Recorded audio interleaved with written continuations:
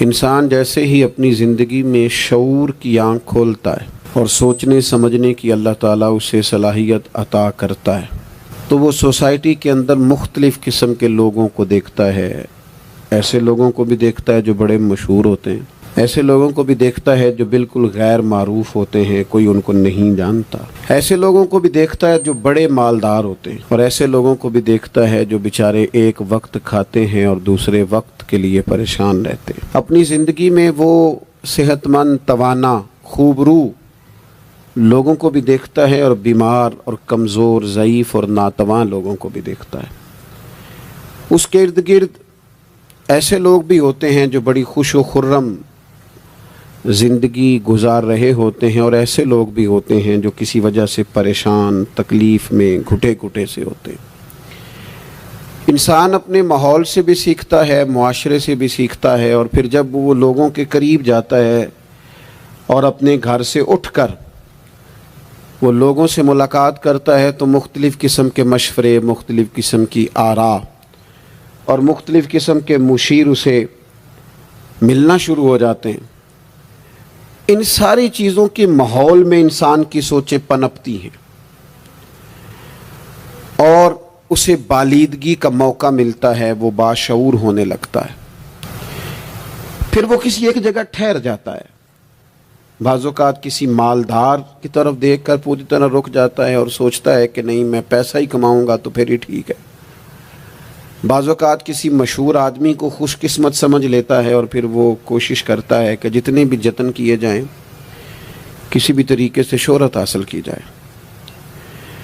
وہ اس طرح کر کے ہماری ملت کے جوان بھی، ہمارے لوگ بھی، پھر میں نے ایسے لوگوں کو بھی دیکھا ہے جو اگرچہ بہت بڑے کسی ادارے سے پڑھے ہوئے تھے اور مالدار تھے اور وزادار تھے، اور انہوں نے یہ دیکھا کہ پاکستان میں آ کر یا یہاں پہنچ کر مجھے خدمت کا کام کرنا چاہیے، آئے، اچھی نیتوں کے ساتھ آئے ہوں گے، کوئی ان کے پیچھے نیک مقاصد ہی ہوں گے، لیکن جب انہوں نے پاکستانی سیاست کا ماحول دیکھا نا تو پھر نہ ڈگریاں نہ تعلیم، کچھ بھی نہیں، وہ جس طرح کا ماحول تھا اسی طرح کے بن گئے، روایتی ہو گئے۔ کسی نہ کسی کے پیچھے یوں ہی لوگ لگ جاتے ہیں اور طرز زندگی اختیار کرتے ہیں۔ ہمیں لگنا ہوتا ہے کسی نہ کسی کے پیچھے، ہم پیروی کرتے ہیں لوگوں کی، لوگوں کو دیکھتے ہیں، اس حساب سے ہم اپنے آپ کو مرتب کرتے ہیں۔ پھر میرے بھائیوں، ایک مسئلہ اور بھی ہوتا ہے، انسانوں میں صرف خوبیاں نہیں ہوتی، عام انسانوں میں بشری کمزوریاں بھی ہوتی ہیں۔ ہم بعض اوقات کسی کے پیچھے چلتے ہیں تو تعریفوں کے پل باندھتے ہیں، محبتوں اور عقیدتوں کا لمبا چوڑا اظہار کرتے ہیں، پھر تھوڑا سا ٹائم گزرتا ہے اور تھوڑا سا قرب ملتا ہے تو پھر ہمیں اس بندے میں خامیاں نظر آنی شروع ہو جاتی ہیں۔ کورے ورک کتاب نہیں ہوندے، پتھر دل گلاب نہیں ہوندے، سجنا پہلو ہی سوچ کے لائیں پھر یاراں نال حساب نہیں ہوندے۔ سوچتے نہیں، سمجھتے نہیں، غور نہیں کرتے، جذباتی فیصلے کرتے ہیں، ماحول جذباتی ہے۔ یا آپ دیکھیں نا، میں کسی جگہ پہ پہنچتا ہوں تو رکنا، بیٹھنا، چلنا پھرنا دوست مشکل کر دیتے ہیں، 1 منٹ کے لیے کہیں کیمرہ بند نہیں ہوتا۔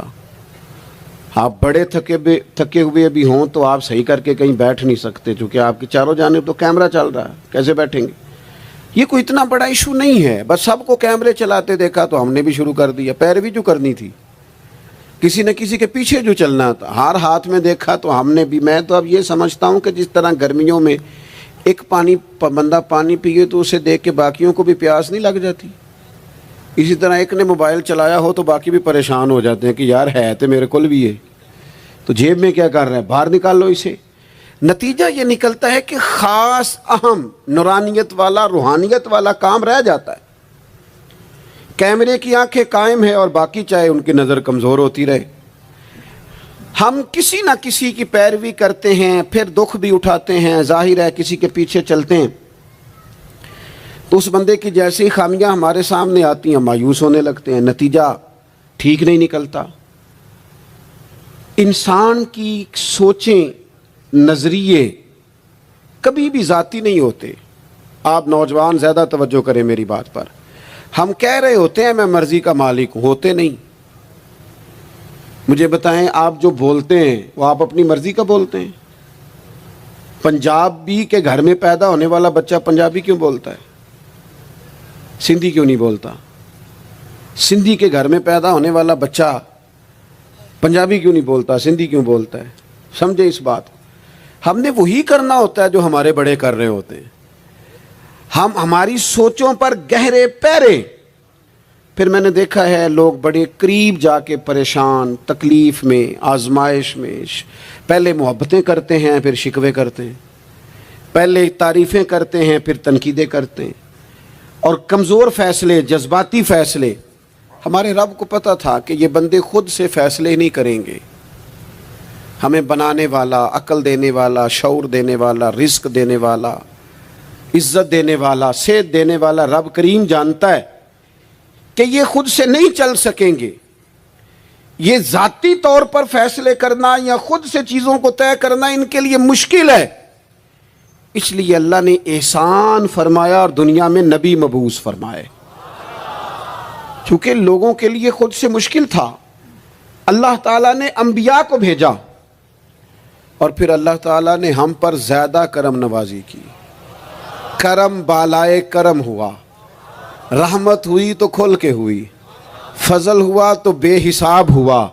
ہمارے اوپر کرم نوازی یہ فرمائی کہ اللہ نے ہمیں اپنے آخری اور محبوب نبی کا امتی بنایا.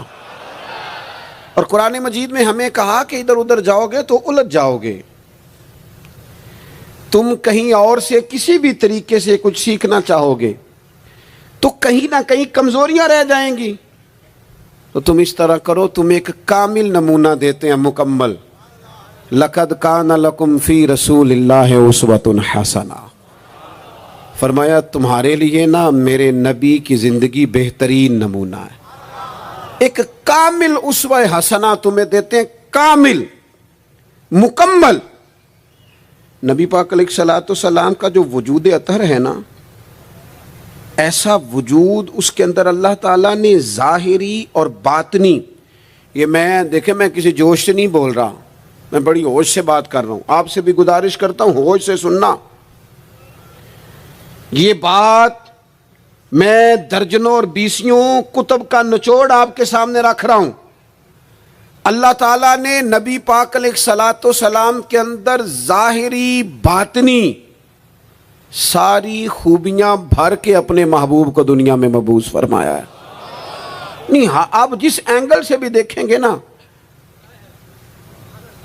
جس اینگل سے بھی وہ ہنسیں تو پھر بھی کمال ہے. وہ کبھی ہنس دے نا، ان کی مہک نے دل کے غنچے کھلا دیے. وہ جس راہ چل دیے ہیں کوچے بسا دیے. بعض لوگ ناراض نہ ہونا مجھ سے، بعض لوگ ہنستے ہیں، سونا نہیں ہنستے. ہنستے ہیں پر سونا. سیدہ طیبہ طاہرہ حضرت عائشہ صدیقہ فرماتی ہیں حضور مسکراتے تھے لیکن اس مسکرانے میں بھی عجیب وزاداری تھی. ہنستے تھے کھل کھلا کے نہیں ہنستے تھے، اس میں کہا نہیں لگتا تھا، آوازیں نہیں پیدا ہوتی تھی. یعنی سونا ہنس بھی جاتے تھے لیکن اس کے اندر بھی عجیب لطافت تھی. وہ کیسا ہنسنا تھا؟ صحابہ فرماتے ہیں حضور ہنستے، مقدس دانتوں میں سوراخ تھا، زیر لب مسکراتے. اور وہ جو حضور کے مقدس دانتوں میں مقدس سوراخ تھا نا، جب حضور ہنستے اس سے نور نکلتا اور مسجد نبی کی دیواریں بھی روشن ہو جاتی. یعنی ایسا نہیں ہنسنا جس طرح کو میری طرح کا آدمی ہنستا ہے تو لوٹ پوٹ ہو جاتا ہے اور اس ہنسنے کے اندر کئی دفعہ وزاداری قائم نہیں رہتی، کئی دفعہ اس کے اندر وہ وقار قائم نہیں رہتا. حضور ہنستے تو تبسم کرتے، یعنی ہنس بھی رہے ہیں تو ہنسنا بھی بڑا ہی باکمال ہے.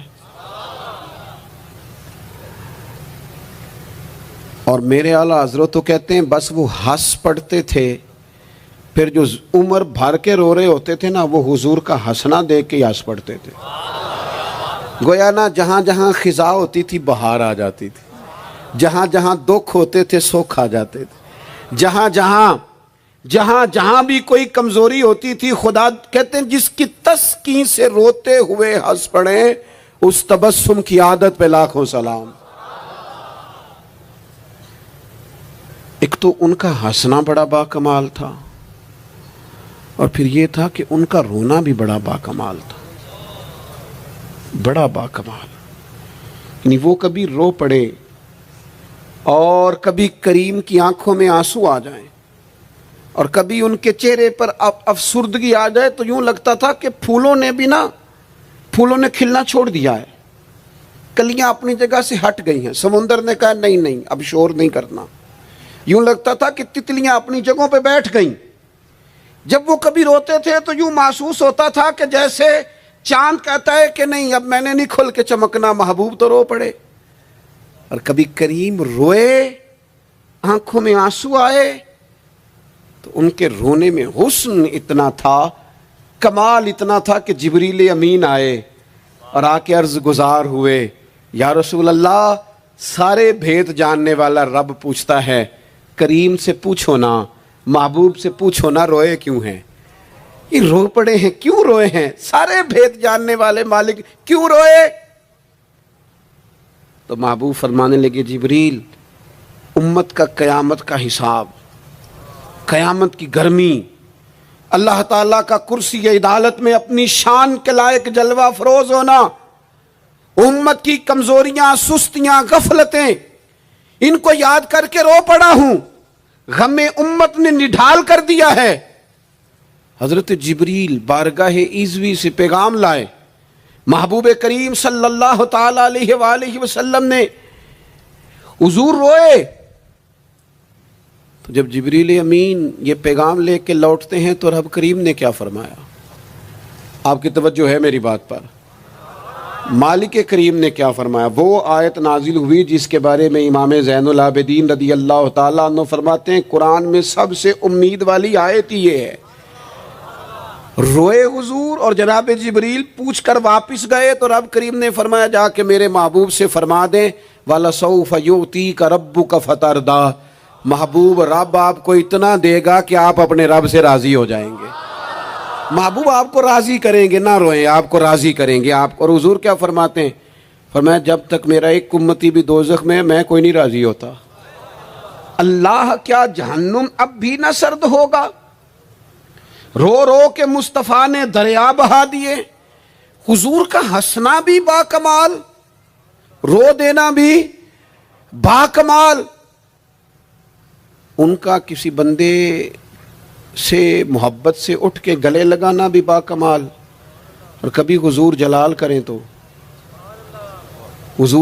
کریں تو محبوب فرمانے لگے میں نے دعا مانگی ہے، اے اللہ اگر میں کسی کو جھڑک دوں تو اتنا ثواب دینا جتنا تو فرد نماز کا ثواب دیتا ہے. یہاں یہ بھی ہر زاویے سے، ہر نگاہ سے. میں کیا آپ کو عرض کروں، ہم نے نہ کبھی سیرت بیان کی میری طرح کے لوگوں نے، نہ قوم اس طرح سے سیرت کو پڑھتی ہے. سیرت نبوی کا ایک ایک پہلو کبھی کھولا جائے. یہ جو زمانے میں بے چینی پائی جاتی ہے نا، بے قراری پائی جاتی ہے اور ذہنی انتشار ہے اور فکری الجھاؤ ہے اور ٹوٹتی بکھرتی سوچیں، یہ ساری ختم ہو جائیں. ایسا ٹھہراؤ نصیب ہو، جینے کا بھی مزہ آئے اور مرنے کا بھی مزہ آئے. اگر حضور کی سیرت مقدسہ کو سمجھا جائے تو محبوب کی زندگی ہر طرح سے کامل ہے، مکمل ہے، اکمل ہے. آپ کہیں بھی اور جائیں گے. یہ آج کل موٹیویشنل اسپیکرز کا دور ہے. ہمارے بچے جدید پڑھے لکھے، وہ کہتے ہیں میں فلاں موٹیویشنل اسپیکر کے پاس جاتا ہوں. جائیں آپ. بہت سارے لوگ ایسے انہیں کہیں تو وہ باز نہیں آتے، وہ تجربہ کر کے باز آتے ہیں. اور بالخصوص نئی نسل جو ہوتی ہے وہ بزرگوں کے تجربوں سے فائدہ نہیں اٹھاتی، وہ اپنے الگ سے تجربے کرنا چاہتی. اس کا بھی بڑا خطرناک نتیجہ برآمد ہوتا ہے. تو کوئی بندہ بھی جو آپ کو موٹیویٹ کرتا ہے نا کتاب و سنت کے بغیر، کوئی بھی آپ کو موٹیویٹ کر رہا ہے، وہ کیا کچھ کہہ رہا ہے، کیا کر رہا ہے، وہ کبھی بھی آپ کو تعلیم صحیح نہیں دے سکتا. کیوں؟ اس لیے کہ جو تعلیم وحی الہی کے بغیر ہوتی ہے وہ ناقص ہوتی ہے. انبیاء کی تعلیم وحی الہی کے ساتھ. لہٰذا اگر کوئی آدمی آپ کو موٹیویٹ کرتا ہے کتاب و سنت کے ساتھ، وہ آپ کو درست سمت لے کے جائے گا، ورنہ تو ہر آدمی آپ کو الجھا دے گا. میرے بھائی، نبی پاک کا اسوہ حسنہ. ہمارے ہاں لوگوں نے سنت شریعت سمجھ کس کو لیا ہے؟ ہمارے ہاں لوگوں نے سنت شریعت سمجھا ہے صرف پگڑی باندھ لی. بہت عظیم سنت ہے امامہ باندھنا. بعض لوگوں کا خیال ہے صرف داڑھی رکھنا، داڑھی بہت عظیم سنت، بہت عظیم سنت، انبیاء کرام کی پسند ہے۔ اور آپ کو پتہ ہے اللہ تعالیٰ نے عورتوں کو داڑھی دی ہی نہیں، یہ مرد کا زیور ہے۔ ہاں یہ مردانہ کام ہے، داڑھی مرد کا زیور ہے۔ اور پھر یہ آپ کے جسم کا حصہ ہے، داڑھی کا وزن کوئی نہیں ہوتا۔ پوچھ لیں جنہوں نے بڑی رکھی ہے، بے شک ان سے بھی پوچھ لیں، یہ وجود کا حصہ ہے، اس کا کوئی وزن، کوئی پریشانی۔ اور ایک اور بات نوجوانوں آپ سے کہہ دوں چلتے چلتے، بغیر داڑھی کے آپ سونے لگ رہے ہوں تو لوگ کہیں گے پیارے لگ رہے ہو، اچھے لگ رہے ہو، خوبصورت لگ رہے ہو۔ اور داڑھی کے ساتھ اگر کسی کو پیارے لگو نا تو جو تعریف کرے گا وہ تو تعریف ہی بڑی روحانی قسم کی ہے، وجدانی۔ یعنی آپ داڑھی کے ساتھ اچھے لگیں تو لوگ کہتے ہیں کتنا نورانی چہرہ ہے۔ اب دیکھو اس تعریف کے پیچھے جو جملوں کی ترتیب ہے اس میں حسن کتنا، داڑھی، امامہ، سفید لباس، اور پھر یہ کہ مسواک کرنا بڑی اعلیٰ سنت ہے، میٹھا کھانا بڑی اعلیٰ سنت ہے۔ لیکن یہی 4-5 سنتیں نہیں میرے بھائی حضور کی، یہ بہت بڑا مسئلہ ہے۔ بعض لوگ سمجھ فلاں جی سنت شریعت پہ عمل کرتا ہے، کیا کرتا ہے کہ داڑھی پگڑی والا ہے۔ وہ خدا کے بندے یہ عظیم سنت ہے، کون اس کا انکار کر رہا ہے؟ لیکن نبی پاک کا تو اسوہ حسنہ ہے، اس کے پیچھے تو پوری زندگی ہے۔ ادھر دیکھو میری۔ اچھا پھر ایک اور بات، بعض لوگ سمجھتے ہیں میٹھا بولنا صرف سنت ہے اور اخلاق کی علامت ہے، صرف میٹھا بولنا۔ آپ نے ناراض نہیں ہونا، میٹھا تو بعض بندے اپنے مطلب کے لیے بھی بولتے ہیں، حکام نکلوانے کے لیے بڑا میٹھا میٹھا بول رہے ہوتے ہیں۔ اور یہ سنو میرے بھائی، صرف میٹھا بولنا ہی سنت نہیں، ہمیشہ سچ بولنا سنت ہے، ہمیشہ صحیح بات کرنا، دیانتدار رہنا۔ تو سمجھتا ہے 4-5-6-8 چیزیں ہی سنت ہیں؟ او خدا کے بندے، نبی پاک کی جو ادا سب سے پہلے دنیا کے سامنے آئی اور حضور کی جس ادا سے، سنت سے لوگوں کو سب سے پہلے واقفیت ہوئی، شور نہیں پڑ جاتا کسی چیز کا دنیا میں، معاشرے میں فلاں بندہ یہ کرتا ہے، فلاں ایک بندے کا ایک چیز تعارف بن جاتی ہے۔ تعارف، کوئی چیز لوگوں کے وجود کے ساتھ، نام کے ساتھ سابقہ لاحقہ بن جاتی ہے۔ جو چیز سب سے پہلے جس سے لوگوں نے میرے نبی پاک کا تعارف کیا اور لیا، ادھر دیکھو نوجوانوں میری طرف، جس چیز سے سب سے پہلے حضور کی جس ادا سے لوگ واقف ہوئے تھے وہ تو صادق اور امین ہونا ہے۔ سب سے پہلے لوگ واقف ہوئے تھے کہ ہمیشہ سچ بولتے ہیں، ہمیشہ سچ۔ ملت کا جوان تو لوگوں کو ہنسانے کے لیے جھوٹ بولتا ہے، کوئی فائدہ نہیں، کوئی فائدہ نہیں۔ جھوٹ بولنے کے لیے ڈنگے مارتے ہیں، بڑھ کے مارتے ہیں، میں یہ ہوتا ہوں، میں وہ ہوتا ہوں۔ جھوٹ بولتے ہو، کیوں زیادتیاں کرتے ہو اپنے ساتھ؟ نبی پاک علیہ السلام کی تو پہلی ادا، پہلی سنت جس سے لوگ واقف ہوئے وہ صادق اور امین ہونا ہے، اور لوگ کمزوری دکھاتے ہیں۔ میں آپ سے عرض کروں، آج پتہ ہے میرے ملک کا حال کیا ہے؟ آج اتنے درد میں ہیں لوگ، اتنی تکلیف میں ہیں۔ وہ امیر لوگ تو پیٹرول پہ بحث کرتے ہیں، پیٹرول پہ زیادہ تر وہ لوگ بحث کرتے ہیں جن کی گاڑیاں بڑی ہوتی ہیں۔ غریب پیٹرول پہ بحث نہیں کرتا، وہ تو کہتا ہے کرایہ 10 روپے بڑھ گیا ہے بس کا، کیونکہ اس کو تو بس میں آنا جانا ہے، پیٹرول سے تو اس کا لینا دینا نہیں ہے۔ تو امیروں کی باتیں، تگڑے لوگوں کی باتیں۔ یہ سارا عالم اس ملک کا سب سے بڑا مسئلہ نہ قانون کا ہے، نہ معیشت معاشرت کا ہے، اس ملک کا سب سے بڑا مسئلہ دیانتداری کا ہے۔ یہاں اگر دیانتداری ہو جائے، سچ بولنے والا، بات کرنے والا سچ بولے۔ اذان سن لیں جی، مجھے آپ بتائیں پولیس والوں کے بارے میں آپ کی رائے کیا ہے؟ ڈاکٹروں کے بارے میں رائے کیا ہے؟ چلیں بتائیں وابڈا والوں کے بارے میں رائے کیا ہے؟ چلیں آپ اپنی بھی ایک آدھ مولویوں پیروں کے بارے میں رائے کیا ہے؟ بس یہی حال کیا گیا، الا ماشاءاللہ بد اعتماد کر دیا گیا۔ ایسا نہیں ہے کہ صرف کسی ایک گروہ، ایک طبقے کے بارے میں بددیانتی کو فروغ دیا گیا، جھوٹ کو۔ آج بھی کسی بھی شخص کو آپ لے لیں، اس کے بارے میں سچائی سے زیادہ جھوٹی خبریں زیادہ پھیلائی جاتی ہیں۔ افواہوں کا دور۔ اپنی زندگی میں جوانوں سچ بولو، دیانتداری کا مظاہرہ کرو۔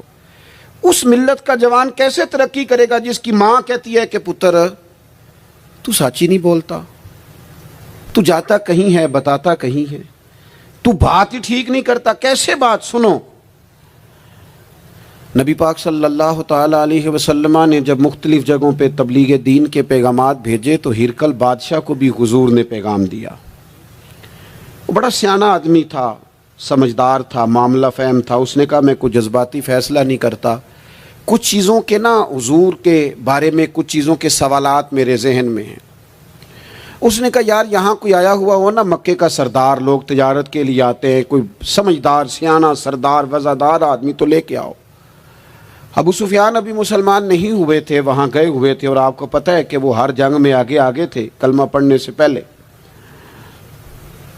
ان کو بلا کے لوگوں کو پتہ چلا یہ آئے ہوئے ہیں تو لے جا کے بادشاہ کے سامنے کھڑا کر دیا. ابو سفیان کہتے ہیں جب اس نے سوال جواب شروع کیے تو ظاہر ہے میں مخالف گروہ میں تھا. جب کوئی مخالف گروہ میں ہوتا ہے اس نے تعریف تو نہیں کرنی ہوتی. وہ صرف ہمارے ملک میں رواج ہے کہ لوگ جو پارٹی چھوڑ کے آ رہے ہوتے ہیں اس کی بھی تعریفیں کر رہے ہوتے ہیں، اور جدھر جا رہے ہوتے ہیں پھر اس کی بھی. اللہ جانے کیسے اپنے دل کو سمجھاتے ہیں، ضمیر کو مطمئن کرتے ہیں، اللہ ماشاء اللہ. ابو سفیان کہتے ہیں میں چونکہ دوسرے گروہ میں تھا تو بادشاہ نے جو بات بھی پوچھی میں نے رائے مخالف دی. جو بھی پوچھا کہ وہ محبوب علیہ السلام جو دعوی نبوت کرتے ہیں، ان کا کلمہ پڑھنے والے امیر ہیں، غریب ہیں، بات کیا ہے، جنگیں ہوئی ہیں، تو نتیجہ ایک طویل گفتگو ہے. ابو سفیان کہتے ہیں آخر میں بادشاہ نے ایک سوال پوچھا، یہ جوان زیادہ غور کریں گے. سوال پوچھا، ابو سفیان کہتے ہیں مجھ سے کہنے لگا وہ جس کریم محبوب علیہ السلام نے دعوی نبوت کیا ہے کیا کبھی انہوں نے جھوٹ بھی بولا ہے؟ ابو سفیان کہتے ہیں میں چپ کر گیا. ایک منٹ کے لیے میرے دل میں خیال آیا معاذ اللہ کہہ دوں بولا ہے. پھر میں نے سوچا یہ تو عرب کی وفاداری کے خلاف ہے کہ میں جھوٹ بولوں. اور پھر ابو سفیان کہتے ہیں میرے دل کے کونے سے آواز آئی میں کوئی اور بات کروں گا تو شاید کوئی تھوڑی دیر کے لیے سوچے، اور اللہ کے رسول نے جھوٹ بولا یہ تو مانے گا ہی کوئی نہیں، یہ تو مخالف نہیں مانیں گے، کافر مشرک نہیں مانیں گے. بادشاہ کہنے لگا سوچتے کیا ہو، بتاؤ کیا کبھی انہوں نے جھوٹ بولا ہے؟ تو ابو سفیان کہتے ہیں میرے ہاتھ میں چھڑی تھی، میں نے اٹھا کے دوبارہ زمین پہ رکھی. میں نے کہا بادشاہ وہ رشتے میں میرے بھتیجے لگتے ہیں، میری ان سے مخالفت ہے، میں ان کے مقابل فوجیں تک لے کے آتا ہوں، وہ ہمارے بتوں کو برا کہتے ہیں.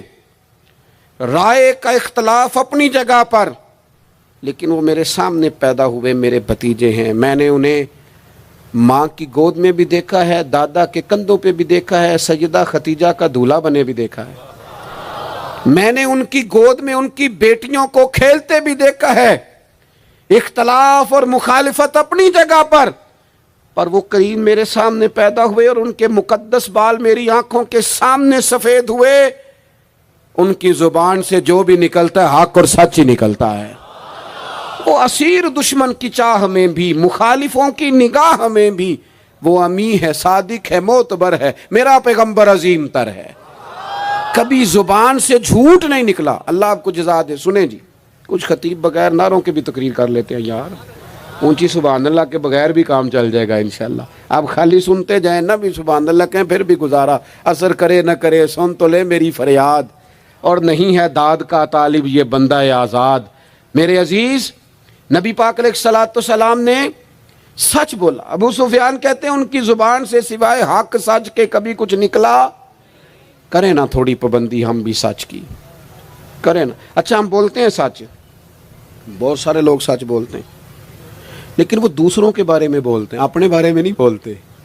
اس نے اتنا جھوٹ بولا، اس نے اتنی کرپشن کی، فلانے نے یہ کرے، دوسروں کے بارے میں بول رہا ہے. اپنے بارے میں سچ بول. اپنے بارے میں تو بتا تو نے کیا کیا ہے. نہ ادھر ادھر کی تو بات کر، بتا کہ قافلہ کیوں لٹا. مجھے راہزنوں سے غرض نہیں، تیری راہبری کا سوال ہے. تو کہاں تھا؟ اپنی بات بتا. ابو سفیان کہتے ہیں جب میں نے بادشاہ کو یہ بات بتائی نا تو اس نے چادر کندھے پہ رکھی اور وہ جانے لگا. تو میں نے کہا یار تو نے اتنی باتیں پوچھی، میں نے اتنے جواب دیے، کوئی نتیجہ بات کا کوئی رزلٹ بھی نکلتا ہے نا، کوئی اینڈ بھی ہوتا ہے، کوئی نتیجہ بتا. تو کہتے ہیں بڑے تحمل سے، بردباری سے بادشاہ ہنس پڑا. ہنس کے کہنے لگا نتیجہ تو نکل آیا.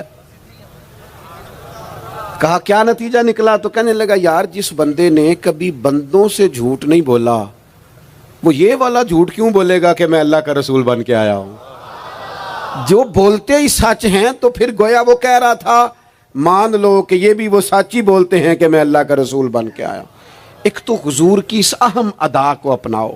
آپ کو پتہ ہے کسی باپ نے کسی مجبوری سے کبھی کہا ہوگا اپنے بیٹے کو چلے 2 منٹ کے لیے مان لیتے ہیں کوئی مجبوری ہوگی، اس نے چلے فرض کیا کسی مجبوری کے تحت اس نے کہا تھا اپنے بیٹے کو کہ باہر جو بندہ آیا اسے کہہ دو کہ میں گھر میں نہیں، چلے مان لیا 2 منٹ کے لیے تیری مجبوری تھی، لیکن میں ذمہ داری سے کہتا ہوں تو نے ایک دفعہ اپنے پتر سے کہا تھا نا جھوٹ بول دے میں گھر نہیں، پھر تو ساری زندگی منت کرے گا وہ تیرے ساتھ بھی سچ نہیں بولے گا۔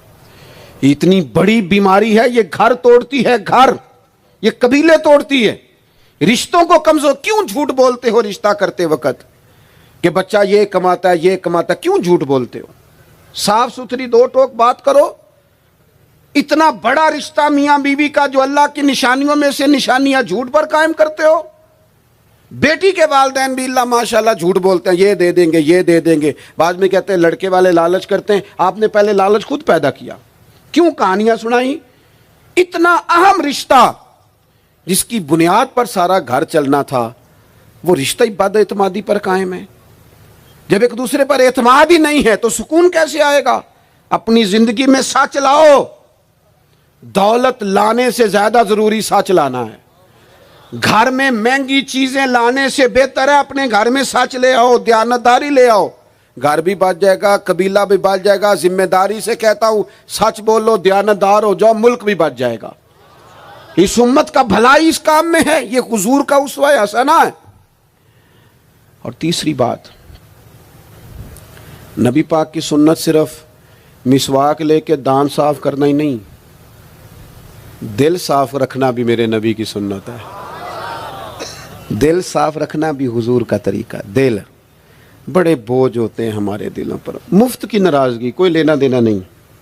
وہ جی فلانے بندے نے نا جی اپنی بچی کی شادی کی ہے، بچے کی شادی کی ہے، رشتہ دار نے مجھے پوچھا نہیں۔ بھئی آپ کو کیوں پوچھتے، آپ کیا ہیں؟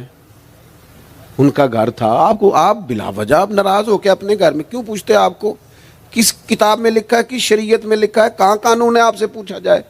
وہ فلانے بندے نے میرے بارے میں بات کی ہوگی، اور یار تو اتنا اہم نہیں ہے ساری دنیا تیرے خلاف باتیں کرے، تو مفت میں ٹینشن لے گیا ہے۔ وہ جو 2 بندے دور کھڑے ہیں وہ کوئی اور بات کر رہے ہیں، تیری نہیں کر رہے۔ مفت میں اپنے دلوں میں بوجھ، مفت میں بدگمانیاں۔ اور جی فلانا بندہ امیر ہو گیا، کیسے ہو گیا؟ یہ تیری ڈیوٹی ہے، تیری ذمہ داری ہے۔ میرے اعلیٰ حضرت فاضل بریلوی رحمۃ اللہ لکھا ہے حسد کرنے والا بندے پر اعتراض نہیں کرتا، حسد کرنے والا اللہ تعالیٰ کی تقسیم پر اعتراض کرتا ہے۔ معاذ اللہ ثم معاذ اللہ۔ وہ تو کہہ رہا ہے اسے نہیں ملنا چاہیے تھا، مجھے ملنا چاہیے تھا۔ آپ جب اتنی زیادہ عداوتیں پیدا کر لیتے ہیں، آپ کیوں نہیں اس چیز سے خوش ہوتے جو نظام میرے رب نے بنا دیا ہے؟ اتنی بڑی اللہ کی مخلوق ہے، لیکن ہمیں لوگ اچھے ہی نہیں لگتے۔ جس سے پوچھ لو وہ ناراض ہی ہے، ہر بندہ کسی نہ کسی سے ناراض ہے، شکوے کر رہا ہے۔ وہ چھوڑ دے یار، میں کسی شخص سے بیزار نہیں ہو سکتا، ایک ذرہ بھی تو بیکار نہیں ہو سکتا۔ جسے اللہ نے بنایا ہے وہ بیکار ہے۔ میں بد عقیدہ بد مذہب کی بات نہیں کر رہا، لیکن ہم بلا وجہ ہی لوگوں سے اگر بیزار رہیں، کیوں؟ دل میں بوجھ ہے، عداوتیں ہیں۔ آپ یقین کریں دل ہو جائے نا صاف، نیند سکون کی آتی۔ دنیا میں سب سے زیادہ مطمئن وہ بندہ ہے اللہ نے جہاں رکھا ہے وہاں راضی ہے۔ چلو ایک بات بتاؤ مجھے، ہم جس قبیلے میں پیدا ہوتے ہیں وہ قبیلہ ہماری مرضی کا ہوتا ہے کہ رب کی مرضی کا؟ جلدی جلدی بتاؤ، اتنی دیر نہ کرو، کس کی مرضی ہوتی ہے؟ تو پھر جو قبیلہ اللہ نے میرے اور آپ کے لیے پسند کیا ہم کیوں نہیں پسند کرتے؟ جو دادا نانا چچا ماموں اللہ نے میرے لیے پسند کی، یہ رشتے اللہ نے بنایا ہے نا، تو ان سے آواز آ رہا ہے، تو ان سے تنگ ہے، وجہ جو اللہ نے تیرے لیے پسند کیا اسے پسند کر۔ حضرت ابراہیم ابن ادم رحمۃ اللہ علیہ ایک دفعہ مریدوں کے بیچ بیٹھے تھے، تو آپ فرمانے لگے دنیا میں جو کچھ ہو رہا ہے میری مرضی سے ہو رہا ہے۔ وہ بعض بندے پریشان بھی ہو جاتے ہیں جلدی کہ اتنا بڑا دعویٰ کر دیا ہے، تو آپ ہنس پڑے، فرمانے لگے اگلی بات بھی سن لو پھر کوئی تبصرہ کرنا۔ فرمانے لگے جو کچھ ہو رہا ہے میری مرضی سے ہو رہا ہے، کیونکہ میری وہی مرضی ہے جو میرے رب کی مرضی ہے۔ میں نے اپنی مرضی اپنے رب کی مرضی میں فنا کر دی۔ اب میری مرضی کوئی نہیں، سانو قید سجن دا گہنا ہے، او جنج رکھے ایسا اونج رہنا ہے۔ ہم نے چھوڑ دی اپنی مرضی، اپنا ہے ہی کچھ نہیں، ہم نے نہ کبھی قطرے پہ غور کیا اور نہ دریا دیکھا، بس جہاں تیری جھلک دیکھی وہیں ڈوب گئے۔ چھوڑ دو یہ اس نے یہ کیوں کر دیا۔ وہ خواجہ نظام الدین صاحب محبوب الہی رحمۃ اللہ علیہ کے ایک مرید نے ایک دفعہ آ کے کہا حضور بڑی ہو گئی درگزر فقیری درویشی بڑی ہو گئی، اب جو میرے رستے میں کانٹے بچھائے گا میں بھی اس کے رستے میں بچھاؤں گا۔ وہ بڑے غصے سے بول رہا تھا، فقیر ہوتے ہیں۔ خواجہ صاحب ہنس پڑے، فرمانے لگے پتر تو زیادہ ہی ناراض ہو گیا ہے۔ کہنے لگا نہیں حضور ہمیں کچھ کرنا نہیں آتا، ہمیں بھی سارا ہی پتہ ہے، سٹ تے پکھڑا کوار گندل اسی اور بھی بوٹیاں جاننے ہاں، ہمیں بھی سارا ہی پتہ ہے، نمٹ نہیں لینا سویرے، جو ہمارے رستے میں کانٹے بچھائے گا سویرے اس کی گلی میں بھی بچھے ہوں گے۔ تو حضرت محبوب الہی فرمانے لگے پتر آدھے رستے میں تیری ضد میں وہ کانٹے بچھا دے گا اور آدھے میں تو اس کی ضد میں بچھا دے گا، تو پھر تو جو عام راہگیر ہوں گے ان کے بھی پیر زخمی ہوں گے، تو تمہاری لڑائی میں تو مخلوق پریشان ہو گئی۔ عرض کی حضور یہ تو آپ نے ٹھیک کہا ہے۔ فرمانے لگے اگر چاہتے ہو نا دنیا کانٹوں سے نہ بھرے اور لوگوں کو تکلیف نہ ہو تو ایک دوسرے سے تکلیف چھوڑ دو۔ یہ مت سمجھنا تیرا ایک بندے سے اختلاف ہے، تیرا ایک سے اختلاف ہوتا ہے اس کے اثرات دائیں بائیں بھی جاتے ہیں۔ حضور پھر کیا کروں؟ فرمایا اسے بچھانے دے، وہ بچھاتا جائے تو اٹھاتا جا، تو اٹھاتا جا۔ ویسے بھی جو کام ساری دنیا کر رہی ہوتی ہے وہ تو سارے کر ہی رہے ہوتے ہیں، کوئی ذرا ہٹ کے بھی کرنا چاہیے۔ جتن تے ہر کوئی کھیڈے، جتن تے ہر کوئی کھیڈے، تو ہارن کھیڈ فقیرا، جتن دا مل کوڈی پیندا ہی ہارن دا مل ہیرا۔ کبھی بندہ ہارے بھی اپنے دل سے بوجھ اتار دے، نفرت کو دور کر دیں، عداوت دشمنی اگر کسی وقت رکھنی ہے تو اللہ رسول کے دشمن سے۔ اشداء علی الکفار، اپنوں کے لیے کیا ہے، خوش عقیدہ کے لیے کیا ہے، رحماء بینہم۔ میرے عزیز ترمذی میں حدیث ہے، اپنی بات کو حوالہ دے کے مضبوط کر دوں، ترمذی میں حدیث ہے، نبی پاک علیہ الصلوۃ والسلام نے حضرت انس بن مالک سے فرمایا تھا، اے انس اے میرے بیٹے تم سے ہو سکے تو صبح اس حال میں کرنا کہ تمہارے دل میں کسی کا بغض نہ ہو۔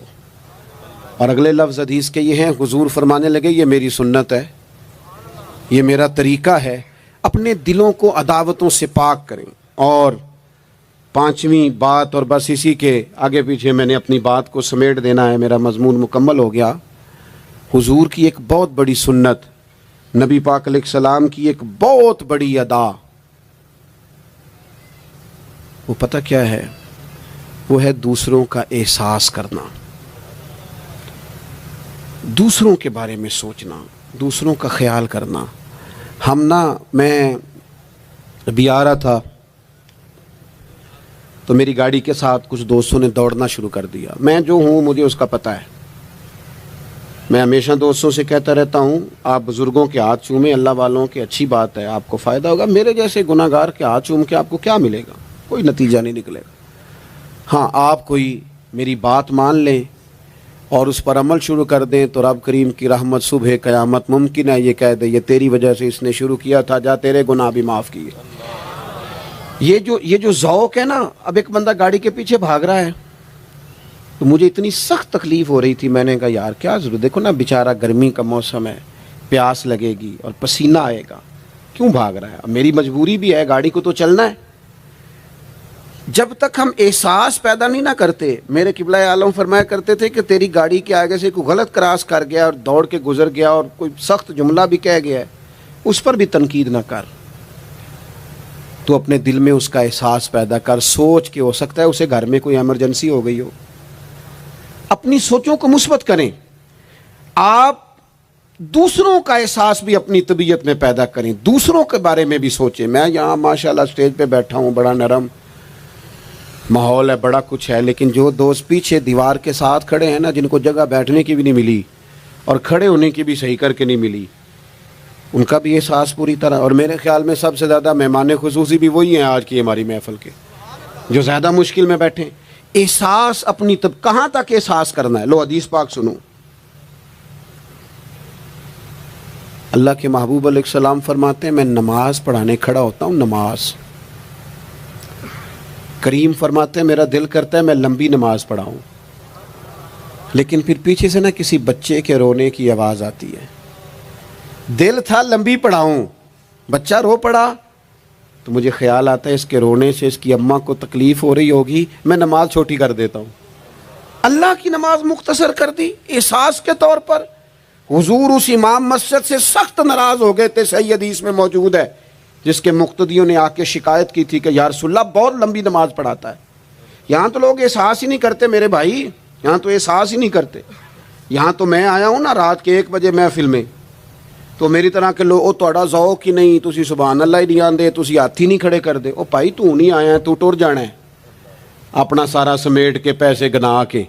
اتنے بیچارے مغرب دے بیٹھے نے، ان کا ذوق تو اپنا ذوق بھی بیان کرنا. آ نا تو بھی اسی وقت محفل میں جب سارے آئے ہیں، تے نالے تو تے گل کر کے آیا میں انہیں ہزار لینا ہے تے مفت آئے رہے سارے بیچارے. اس لیے ہو سکتا ہے ان کا عشق تجھ سے زیادہ ہو. کروں مدح اہل دول رضا اور پڑے اس بلا میں میری بلا، میں گدا ہوں اپنے کریم کا، یہ میرا دین ہے کوئی پارا انا نہیں.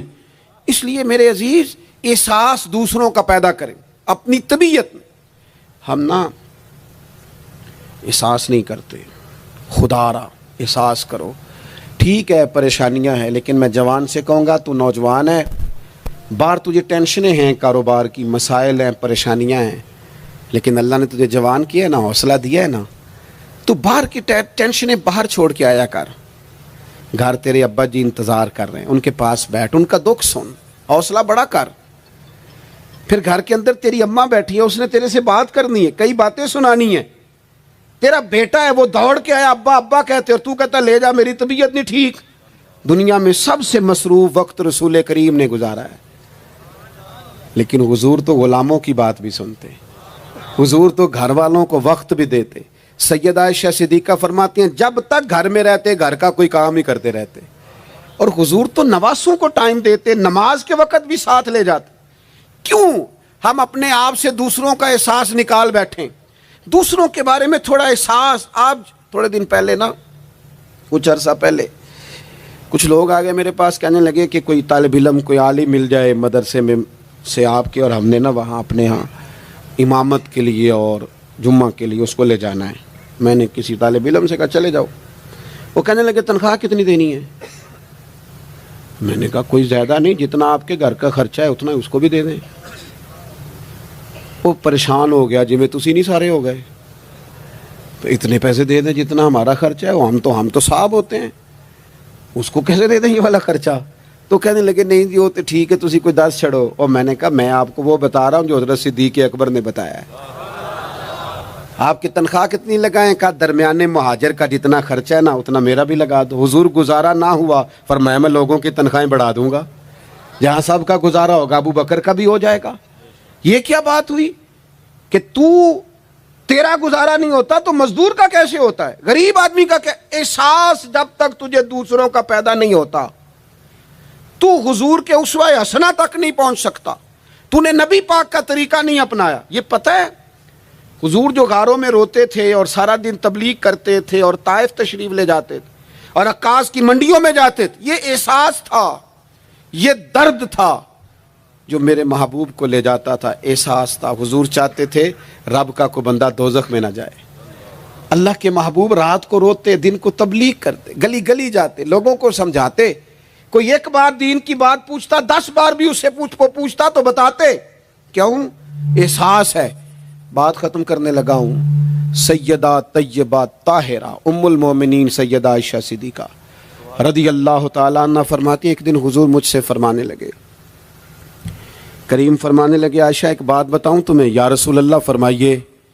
تو کریم فرمانے لگے عائشہ جب تم مجھ سے راضی ہوتی ہو پھر بھی مجھے پتہ چل جاتا ہے، اور جب تمہارے دل میں کوئی بات ہوتی ہے پتہ مجھے پھر بھی چل جاتا ہے. تو کہتے میں نے جلدی سے عرض کی حضور میں اور آپ سے ناراض. تو فرمایا بتاؤں پھر؟ حضور بتائیے. فرمایا عائشہ کبھی کبھی قسم اٹھاتی ہو؟ یا رسول اللہ اٹھاتی ہوں. فرمایا جب ہوتی ہو نا مجھ سے راضی تو کہتی ہو مجھے محمد مصطفیٰ کے رب کی قسم, اور جب تمہارے دل میں کوئی بات ہوتی ہے تو پھر کہتی ہو حضرت ابراہیم خلیل کے رب کی قسم. پھر حضرت جناب عائشہ صدیقہ کہتی ہیں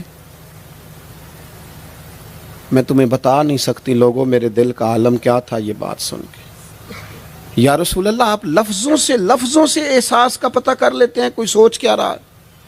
یہاں تو گھر والے پورا احتجاج کریں.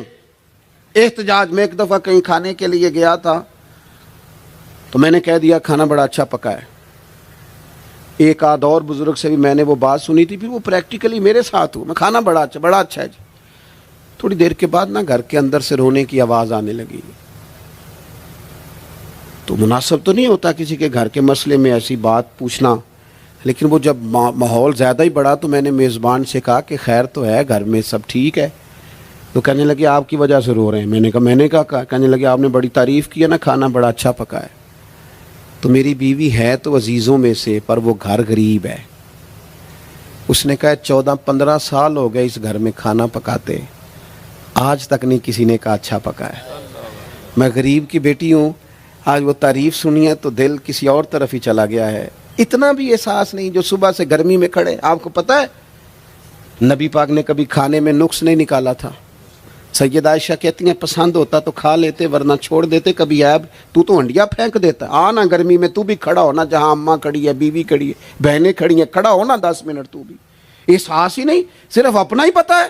سیدہ عائشہ صدیق یہ حضور کا اسوہ حسنہ ہے. یہ طریقے اپناؤ زندگی میں. 4-5-8 چیزوں کو فقط سنت نہ سمجھو, یہ وسعت ہے حضور کے اسوہ نور میں. سیدہ عائشہ کہنے لگی کریم فرمانے لگے تم قسم اٹھاتے حضرت ابراہیم کا نام لیتی ہو تو میں سمجھ جاتا ہوں. جناب عائشہ کہتی ہیں بس دل مچل گیا, کیفیت اور کی اور ہو گئی. میں نے کہا حضور پھر مجھے قسم ہو محمد عربی کے رب کی, میرے لبوں سے آپ کا نام ہی جاتا ہے, میرے دل میں آپ ہر وقت موجود رہتے ہیں. میرے عزیز کچھ باتیں آپ سے میں نے عرض کی, میں اپنی گفتگو پھر دہراتا ہوں. ایک تو حضور کی زندگی کامل ہے, مکمل ہے, اسے پڑھو. جس زاویے سے ہنسنا بھی با کمال ہے, رونا بھی بڑا قیمتی ہے. جس زاویے سے پڑھو گے کمال ہی کمال. اور پھر حضور کا اسوہ حسنہ پوری زندگی پہ لاگو کرو. ایک تو سچ بولیں, بددیانتی کبھی نہ کریں, جھوٹ کبھی نہ بولیں, اور اپنے دلوں سے سارے حسد بغض عداوتیں دل دریا سمندروں ڈونگے کون دلاں دیاں جانے 14 طبق میرے دلے دے اندر میں تمبو وانگوں تانے, دل میں گنجائش پیدا کریں. اور آخری بات آپ سے یہ عرض کی ہے دوسروں کا احساس پیدا کریں. دوسروں کے لیے ہم اس دین کے ماننے والے ہیں جس میں سے آبا زخمی حالت میں میدان میں زخموں سے چور بھی پڑے ہونا تو پھر بھی کہتے ہیں پانی میرے بھائی کو پلا دو. پانی اس دین کے ماننے والے. ہمیں نا خود غرض کیا گیا, اپنی پہ لگا دیا گیا ہے. بانٹنا شروع کرو گے نا, بانٹنا, اس میں صفائی بھی ہے, برکت بھی ہے, اور جو بانٹتے ہیں ان کے خزانے خالی نہیں ہوتے, انہیں اللہ تعالیٰ بھی فرماتا ہے. پھر ایک دفعہ دعا کرتا ہوں اللہ تعالیٰ احباب کی کوشش کو اپنی بارگاہ میں قبول فرمائے. حضرت قبلہ پیر صاحب دامت برکاتہم العالیہ آستانہ عالیہ سال کا بعد شریف سے آپ تشریف لائے, آپ نے صدارت بھی فرمائی اور ہم سب کے لیے دعا بھی فرمائیں گے. اللہ تبارک و تعالیٰ اس بزم نور کو قبولیت کا درجہ عطا فرمائے. وما علینا الا البلاغ.